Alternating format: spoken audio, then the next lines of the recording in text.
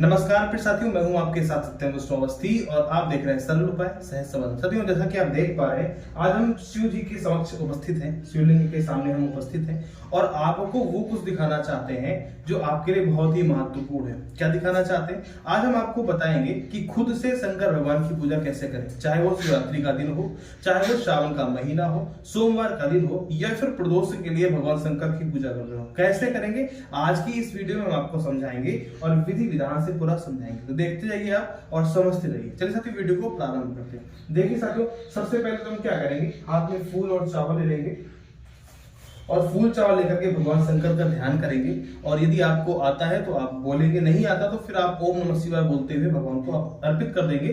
इसके अलावा हम आपको ये वाला श्लोक आपको दे भी देंगे, ठीक है? तो क्या बोलेंगे, ओम वंदे देव उमापतिं सर्वगुरुं वंदे जगत्कारणें वंदे पन्नगभूषणं मगधं वंदे पशूनां वंदे सूर्यशांकवह्निनयनं वंदे मुकुन्दप्रियं वंदे भक्तजनश्रेयं च वरदं वंदे शिवं शंकरं।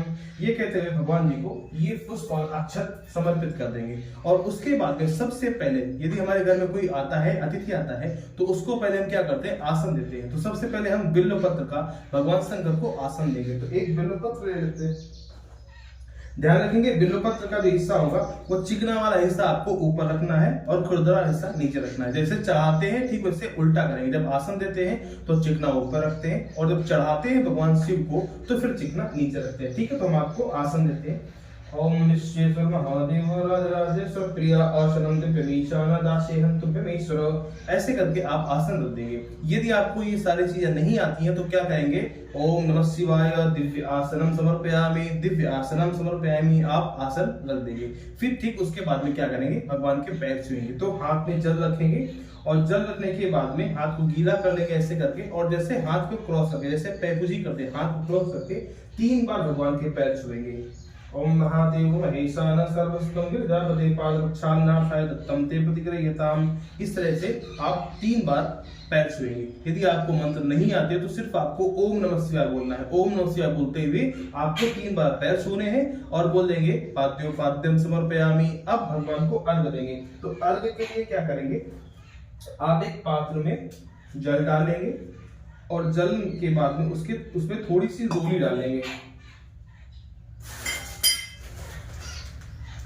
रोली डाल लिया और फिर उसमें हम थोड़े से चावल डालेंगे और चावल के बाद में फूल डालेंगे। तो अर्घ के लिए इसको और अच्छे से मिला लेंगे। इसमें क्या किया हमने, जल डाला, फूल डाला और चावल डाला और उसके साथ ही इसमें रोली डाली। तो इससे हम भगवान शिव को अर्घ देंगे। ओम नमः शिवाय करियोर्घं समर्पयामि। इस तरह से बोलते हुए भगवान शिव को अर्घ समर्पित कर देंगे, ठीक है? और आपको कुछ नहीं, सिर्फ ओम नमः शिवाय बोलना है, क्योंकि सारे मंत्र आप नहीं तैयार कर सकते हैं और हर जगह विद्वान या ब्राह्मण लोग नहीं उपस्थित हो सकते हैं। तो इस तरीके से आप इसे समर्पित कर सकते हैं। अब उसके बाद में आप भगवान शिव को अर्घ देने के बाद में एक बार जल से आचमन कर देंगे और आचमन करने के बाद में भगवान को मधुपर्क समर्पित करेंगे। मधुपर्क में क्या होता है, दही, घी और शहद, ये 3 चीजों से मिलाकर के मधुपर्क बनता है। तो एक कटोरी में मधुपर्क तैयार कर लेंगे और भगवान को ओम नमः शिवाय बोलते हुए मधुपर्क समर्पित कर देंगे। ओम काशे काशे नभीतो दधिमत्थांसे मधुपर्को मयानीता पूजार्थं प्रतिगृह्यताम्। ओम नमः शिवाय मधुपर्कं समर्पयामि। मधुपर्क समर्पित कर दिया और उसके बाद भगवान को फिर से एक बार जल डाल लेंगे। जलाचमन समर्पयामि, जल डाल दिया। अब उसके बाद भगवान शिव को दूध से स्नान करवाएंगे। ओम पयाब्दिभ्यां पयोपदीश पयोदिव्यंतरिक्षे पयोदाह पयश्री वृक्षासं तुमयं ओम नमः शिवाय पय स्नानं समर्पयामि। आपको मंत्र नहीं आते तो आप ओम नमः शिवाय पय स्नानं समर्पयामि, दध स्नानं समर्पयामि, जो कुछ भी आप चाहेंगे वही बोलते जाएंगे। और दूध के बाद में फिर भगवान शिव को जल से स्नान करवाएंगे। भगवान को ऐसे अच्छे से रगड़ दिया करेंगे। अब उसके बाद में दही से स्नान करवाएंगे और बोलते जाएंगे ओम नमः शिवाय तद स्नानं समर्पयामि, हर हर महादेव। फिर भगवान को दही से स्नान कराने के बाद में अच्छे से रगड़ेंगे और फिर जल से फिर पुनः स्नान करवाएंगे। जल स्नान समर्पयामि, जल स्नानम, जल से स्नान करवा दिया। अब भगवान को दही के बाद में घी से स्नान करवाएंगे और आपको कुछ नहीं, सिर्फ घी लगाना है, रगड़ना है और बोलना है ओम नमः शिवाय घृत स्नानम समर्पयामि। घी से स्नान करा दिया और घी के बाद में फिर से आप जल से स्नान करवाएंगे। ध्यान रखेंगे हर एक वस्तु के बाद में जल से स्नान अवश्य करवाएंगे, ठीक है। घी हो गया, अब भगवान को शहद से स्नान करवाएंगे। शहद की शीशी है। एक चीज आप ध्यान रखेंगे, यदि आप पूरी शीशी चढ़ा रहे हैं तो फिर भगवान को पूरा ही समर्पित कर दीजिए, फिर बचाइए नहीं, क्योंकि वो जूठा हो जाता है। तो फिर यदि शीशी से चढ़ा रहे हैं तो आप पूरा चढ़ाइए, अन्यथा किसी पात्र में रख सकते हैं। तो हमको तो पूरा चढ़ाना है तो हम चढ़ाएंगे। ठंडी है तो थोड़ा सा घी, दही जो है वो, सारी चीज जमी जाती है, घी हो, दही हो या फिर शहद हो। ओम नमः शिवाय मधु स्नानम समर्पयामि। इस तरीके से भगवान को शहद समर्पित करेंगे और अच्छे से भगवान को रगड़ेंगे।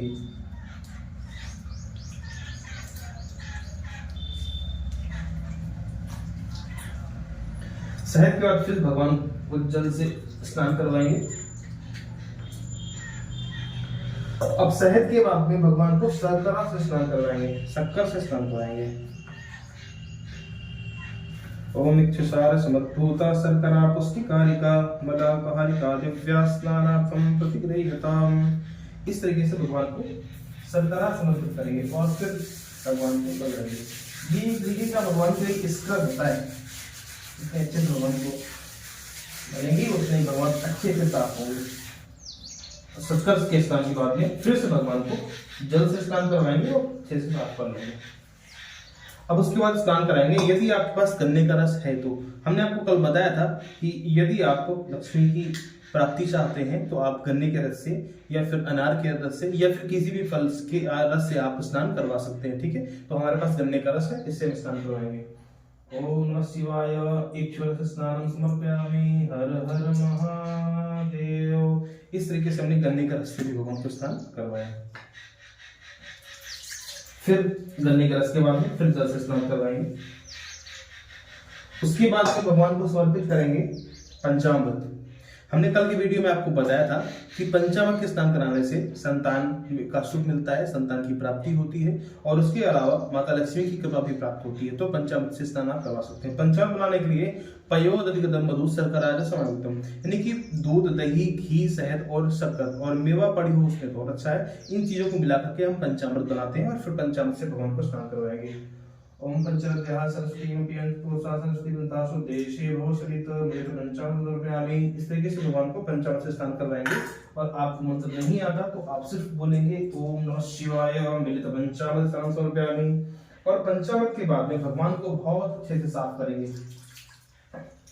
और मन ही मन या फिर आराम से बोलते जाएंगे ओम नमः शिवाय, ओम नमः शिवाय, हर हर भोले नमः शिवाय, गंगाधराय शिव गंगाधराय, हर हर भोले नमः शिवाय, गंगाधराय शिव गंगाधराय, हर हर भोले नमः शिवाय, ओम नमः शिवाय, ओम नमः शिवाय। इस तरीके से भगवान को हमने पूर्णतया स्वच्छ साफ कर दिया। जो कुछ भी चढ़ाया था वो बिल्कुल साफ हो गया। एक चीज आप हमेशा याद रखेंगे, जब भी भगवान शंकर जी की पूजा करने के लिए आप बैठेंगे तो बैठने के लिए सबसे उत्तम दिशा कौन सी होती है, इसको आपको समझना अति अनिवार्य होता है। देखिए सबसे पहले तो उत्तर साइड में जो भगवान का अर्घा होता है, जो जलधारा निकलती है वो भगवान का अर्घा बोलते हैं उसको, वो उत्तर साइड में होता है। और यदि हम पूर्व साइड की बात करें तो पूर्व साइड में भगवान का मुख होता है और पश्चिम में भगवान की पृष्ठ होती है, पीठ होती है। तो ध्यान रखेंगे जब भी आप बैठेंगे तो इतना सामर्थ्य तो है नहीं है कि भगवान के समक्ष बैठ जाए, सामने बैठ जाए। तो प्रयास करेंगे कि हम दक्षिण दिशा में बैठेंगे और उत्तर की तरफ मुख करके बैठेंगे, क्योंकि उस तरफ बैठ नहीं सकते हैं। जिस तरफ जलधारा होती है उस तरफ हम बैठ नहीं सकते हैं, तो उस तरफ बैठना तो कोई वही नहीं है। पश्चिम में बैठ नहीं सकते क्योंकि पश्चिम में भगवान की पीठ होती है और पीठ में की तरफ बैठ करके पूजन करने का कोई मतलब नहीं होता। तो सबसे उत्तम दिशा होती है कि दक्षिण दिशा पर आप बैठेंगे और पूर्व उत्तर की तरफ आप मुख कर लेंगे। यदि ये नहीं बन पाता तो आप पूर्व की तरफ बैठ कर भी पूजन कर सकते हैं। सबसे उत्तम दिशा दक्षिण की तरफ बैठ करके फिर पूर्व की तरफ बैठ करके। ठीक है, तो ये बात समझ में आ गई। ध्यान रखेंगे जो अखंड दीपक जल रहा होता है इसको पूजन के स्टार्ट में ही जला लेते हैं और इसको हमेशा भगवान के दाहिनी तरफ रखते हैं। बोला गया घृत दीपो भय दक्षो तेल दीप सुवामता, घी का दीपक हमेशा भगवान के दाहिने साइड में ही होना चाहिए, तो घी का दीपक हम यहाँ देंगे। धूप बत्ती को आप कहीं भी रख सकते हैं अपने यथोचित स्थान, जैसा भी आपको सुटेबल स्थान हो उस टाइप से उस टाइप पे आप रख सकते हैं। ठीक है, तो घी के दीपक को आप हमेशा भगवान के दाहिनी साइड ही रखेंगे। तो हमने अच्छे से स्नान करवा दिया, फिर भगवान को जल से स्नान करवा दिया। अब इसके बाद में आप चाहें तो रुद्र सूक्त के माध्यम से, सिंगी के माध्यम से दूध का अभिषेक भी कर सकते हैं। यदि आपको आता है, नहीं आता है तो ओम नमः शिवाय करके बोलते हुए भी आप कर सकते हैं। इसके बाद में जब वो सारा कुछ हो जाएगा तो फिर आप भगवान को सुगंधित चीज चढ़ाएंगे। सुगंधित में आप इत्र चढ़ा सकते हैं या फिर चमेली का तेल भी आप चढ़ा सकते हैं, जो कुछ भी आप से बन पाए। तो हम इसमें चमेली का तेल ले लेंगे कटोरी में,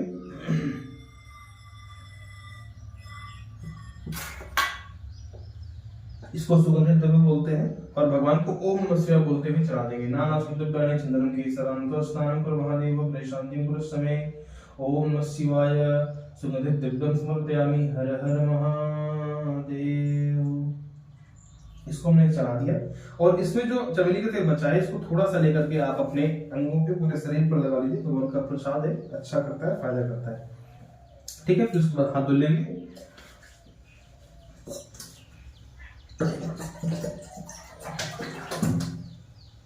अब चमेली के तेल के बाद में आप भगवान को, यदि गुलाब जल है तो आप गुलाब जल भगवान को समर्पित कर सकते हैं। ये भी सुगंधित जल होता है, आप इसको भी भगवान को समर्पित कर सकते हैं। ओम नमः शिवाय गंधोदक जल स्नान समर्पयामि हर हर महादेव। सुगंधित जल चढ़ा दिया। यदि आपके पास यज्ञोपवीत है तो आप यज्ञोपवीत चढ़ा सकते हैं। यदि भगवान के आप वस्त्र लाए हैं तो भगवान को वस्त्र भी समर्पित कर सकते हैं। ये सारा कुछ चढ़ाने के बाद में आप भगवान को रोली, सिंदूर, अबीर, गुलाल इत्यादि से भगवान को सजाएंगे, श्रृंगार करेंगे। आप चाहे तो रोली का टीका लगा सकते हैं या फिर भगवान को ये चीज समर्पित कर सकते हैं। ओम नमः शिवाय। इस तरीके से भगवान को रोली और अबीर, गुलाल भगवान को चढ़ाएंगे।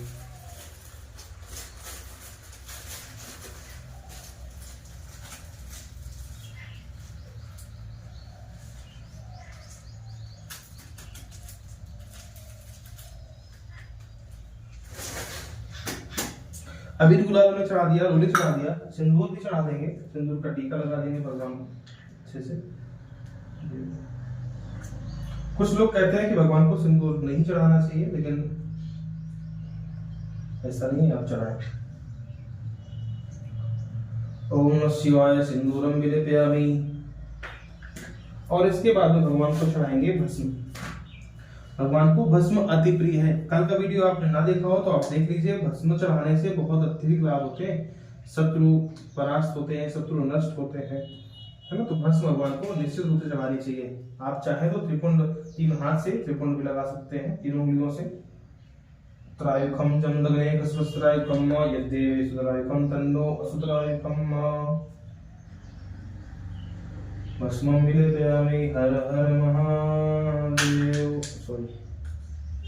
और भगवान का प्रसाद अपने मस्तक पर लगा देंगे, फिर हाथ धुल लेंगे।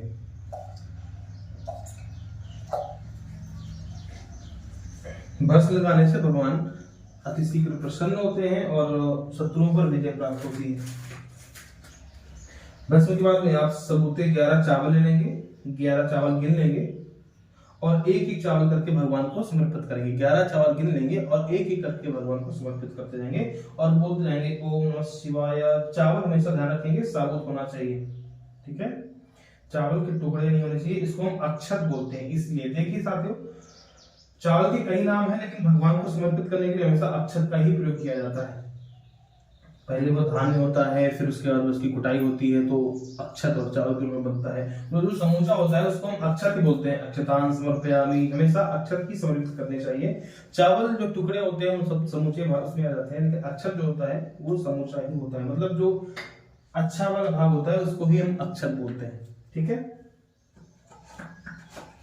उसके बाद में भगवान को सप्तधान्य चढ़ा सकते हैं। 7 तरह के अनाज होते हैं, इसको हम सतनजा गांव की भाषा में बोलते हैं, और सप्तधान्य कैसे होते हैं, तो 7 तरह के अनाज होते हैं, उनको मिला करके इसको बनाया जाता है, तो भगवान को चढ़ा सकते हैं। अन्नपूर्णे सदापूर्णे शंकर प्राण वल्लभे ज्ञान वेदा सिद्धार्थम भिक्षां देहि पार्वती माता च पार्वती देवी पिता देवो महेश्वरा बांधवासी भक्तस्य सुदेशो भुवनत्रयं बलन्नपूर्णा मैया की जय हो। इस तरीके से हमने भगवान को सप्तधान्य चढ़ा दिए। अब सप्तधान्य के बाद में आप भगवान को दूर्वा, तुलसी पत्र, शमी पत्र, ये सारा कुछ आप चढ़ा सकते हैं। दूर्वा ध्यान रखेंगे हमेशा 3 पत्ती वाली ही होनी चाहिए, या फिर आप 5 पत्ती की दूर्वा भी ले सकते हैं।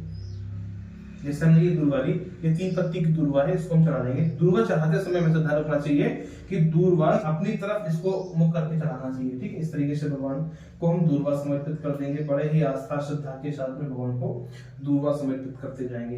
देखिए, पूजा जो होती है वो भाव की ही होती है। जितना आप भाव रखेंगे उतना ही भगवान आपको फल प्रदान करेंगे। बोला गया भावो ही विद्यते देवा तस्मात् भावो ही कारणम, यानी कि भाव में ही भगवान विद्यमान है। अन्यथा तो क्या शिवलिंग है, क्या पत्थर की मूर्तियां हैं, तो सब न मानने वालों के लिए तो कुछ भी हो सकता है। यदि भाव है तो भगवान के लिए सब कुछ अच्छा ही है ना। तो ध्यान रखेंगे 3 5, ऐसा नहीं कि ऐसे उठा लिया तो पीछे जड़ लगी है सब कुछ लगा, नहीं, अच्छे से भगवान को भाव के साथ नहीं समर्पित करेंगे। 3 5 या फिर 7 आप पहले से ही तोड़ के रख लेंगे और भगवान को इस तरीके से समर्पित करते जाएंगे। ठीक है, समझ में आ गया।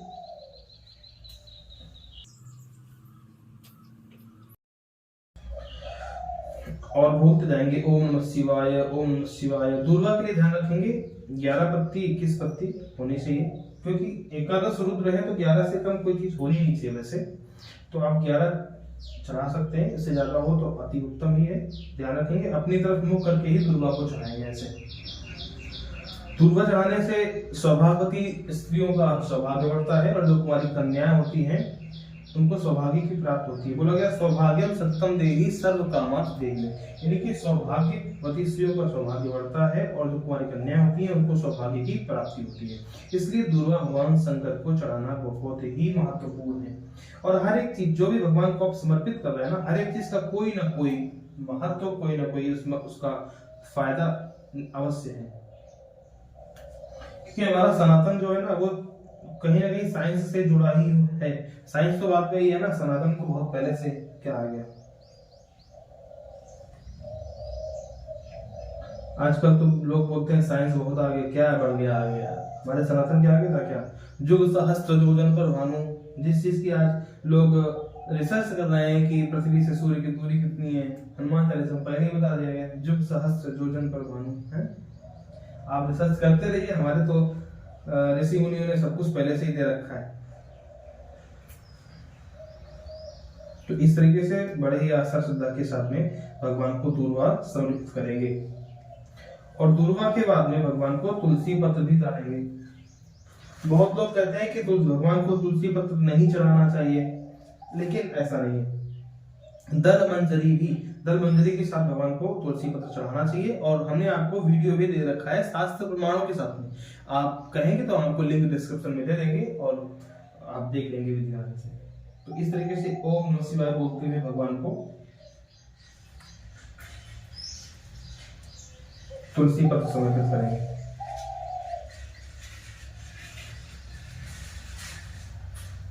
और फिर उसके बाद में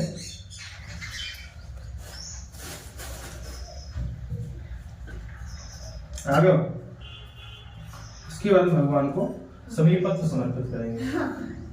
क्या समर्पित करेंगे? सभी पत्र। और बोलते रहेंगे क्या, ओम नमः शिवाय सभी पत्राणि समर्पयामि।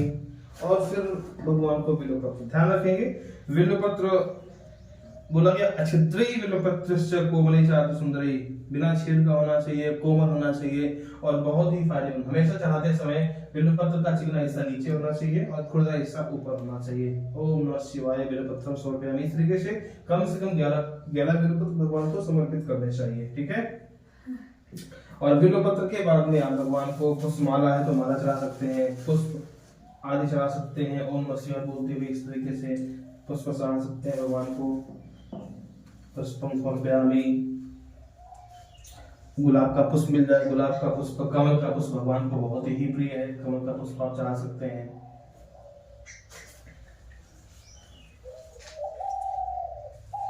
इस तरीके से भगवान को सब कुछ चढ़ाएंगे। उसके बाद में भगवान को ये अर्क दत्तूर पुष्पलता में अकोड़े का फूल है, इसको भी आप चढ़ा सकते हैं, बहुत ही प्रिय होता है। जितनी भी रिजेक्टेड चीजें थी सबकी सब भगवान ने अपने लिए रख ली कि जो कुछ भी रिजेक्ट है सब हमें लाओ, हम सब कुछ किसी भी चीज का वो नहीं करने देंगे, सब कुछ हमें लाओ। इस तरीके से भगवान को चढ़ा सकते हैं। आप चाहे तो धतूरे का फूल भी चढ़ा सकते हैं, धतूरा बहुत ही फायदेमंद होता है। ओम नमः शिवाय, धतूर पुष्पांश समर्पयामि, इस तरीके से आप बोलते भगवान को समर्पित कर देंगे।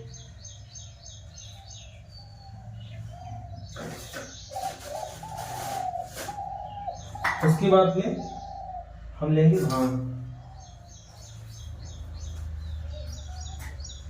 भांग को एक कटोरी में या किसी पात्र में रख देंगे ऐसे। सूखी भांग है ये, सूखी भांग, और इसमें कुछ मिठाई मिला देंगे। जैसे पेड़ा लिया हमने, पेड़ा इसमें मिला दिया और इसको आपस में खूब अच्छे से मिला लिया। भांग चढ़ाने से कल के वीडियो में आपको बताया था, भांग चढ़ाने से भगवान बहुत प्रसन्न होते हैं। विजया विजयदात्री चेतानंद प्रदायिनी, यानी कि हर एक चीज में आपको विजय देने वाली होती है विजया। आशुतोष महादेव सर्वत्र जिनको, हर जगह आपकी विजय ही होती है। इस तरीके से भगवान को दिखाएंगे और यहाँ पे रख देंगे ओम नमः शिवाय करते हुए, और विजय पान के बाद में आप जल से आसन करवा देंगे। ठीक है, ये सारा कुछ हो गया। इतना सब कुछ करने के बाद भगवान की आरती कर देंगे और उनको भगवान को भोग लगा देंगे। तो आरती बड़े आस्था श्रद्धा के साथ में, एक दूसरा दीपक, एक अखंड दीपक होना चाहिए और एक दूसरा और दीपक होना चाहिए। दो तरह के दीपक आप बनाएंगे। अखंड दीपक से आरती नहीं की जाती है, किसी दूसरे दीपक से आप आरती करेंगे। ठीक है, इस तरीके से भगवान की आरती कर देंगे, धूप दीप दिखा देंगे, ओम नमः शिवाय बोलते जाएंगे। आपको मंत्र आता है तो ठीक है, और उसके बाद में जल से आचमन करा देंगे। भगवान को फिर फूल से भगवान को आरती देंगे, ऐसे रख देंगे। फिर आप अपने आप आरती ले लेंगे और फिर हाथ धुल लेंगे। आरती लेने के बाद में हाथ आपको अवश्य धुलना चाहिए। फिर इसके बाद भगवान को भोग लगाएंगे। भोग में आपके पास जो कुछ भी है आप चढ़ाएंगे। उसमें मिठाई हो गया, फल हो गए, बतासे हो गए, जो कुछ भी आपके पास ऐसा सामर्थ्य आप भगवान को अर्पित करेंगे। उसमें दब दक्षिणा अवश्य रखेंगे। इस तरीके से भगवान दिखाएंगे। तो देयम वस्तु गोविंद तदेव समर्पयेत् ग्रहण सन्मुखो भूत्वा प्रसीद परमेश्वर। फिर आगे रखे छाया करेंगे प्राण स्वापन स्वादान स्वाव्यान स्वासवान स्वाहा बुद्धि जलास करेंगे समर्पयामि, जल से आचमन करा देंगे। और भगवान को मन ही मन हाथ जोड़ करके आंख बंद करके भगवान से कहेंगे, हे प्रभु, हमने जो कुछ भी आपको समर्पित किया है आप उसे ग्रहण कीजिए। ये सारा कुछ करने के बाद में फिर से हाथ में फूल चावल ले लेंगे और भगवान की प्रार्थना करेंगे। और जो कुछ भी आपको नहीं आता तो आपको कर्पूर गौरव आता होगा, है, जो कुछ भी आपको आता है। आपको कुछ नहीं आता तो आप ओम नमः शिवाय कहते हुए भगवान को अर्पित कर देंगे। और फिर उसके बाद में इस तरीके से हाथ जोड़ लेंगे। इस तरीके से चिकना हाथ बाहर रहेगा और 3 बार या फिर जितना भी हो सके आप परिक्रमा करेंगे। और हाथ में जल लेंगे, अनिल कृतेन पूजनेन शिवपुरा देवता प्रेमता नमः करके फिर सर झुकाकर भगवान को प्रणाम करेंगे। नमः सजितार्थाय जगतार्थाय हेतवे साष्टांग गुणामहि प्रेत्य प्रदर्शितत्वमजानने कीर्तसुस्महेश्वराय सोसि महादेवो तादशाय नमो नमः।